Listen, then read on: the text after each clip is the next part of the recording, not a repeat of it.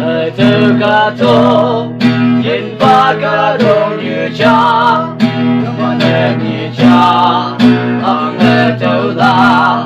ca quang ba về nào phán phá tư nhị mẹ âu yên đê hoa tăng ta phân cai ốc la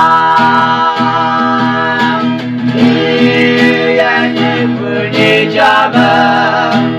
ta mà tốt cái lời hoàn thành Hallelujah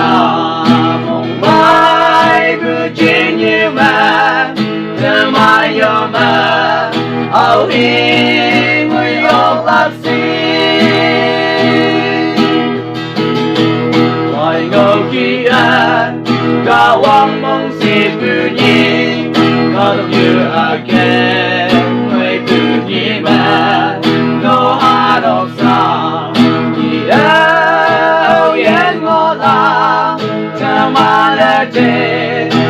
ta lệ ngô lạc ya anh nhất bự nhi cha mẹ ta man tốt cái lời hoàn thành Hallelujah mong mãi bự chỉ như mẹ ta mãi yêu mẹ hầu ý người yêu lạc có tốt như thế Jesus bay bự nhị ha ta mà đã xin lời thầy kể là các ông về bên bằng gì lòng bước kia cứ ba kia dùng quán và yêu kể là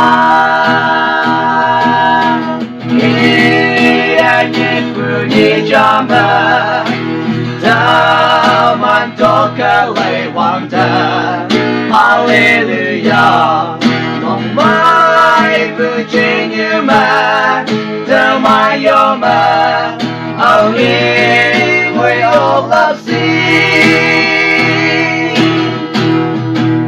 dùng quan và yêu là khi ba người ta kịp Christ là đã sai trên mẹ ngô hát cơ đông như trời như nát đã mẹ giá trị quang huy bự an dân phải tìm mẹ ta lại đi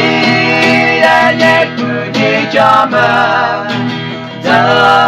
hoàn tốt cái lời hoàn thành Hallelujah mong mãi cứ chỉ như mẹ ta mãi yêu mẹ âu hi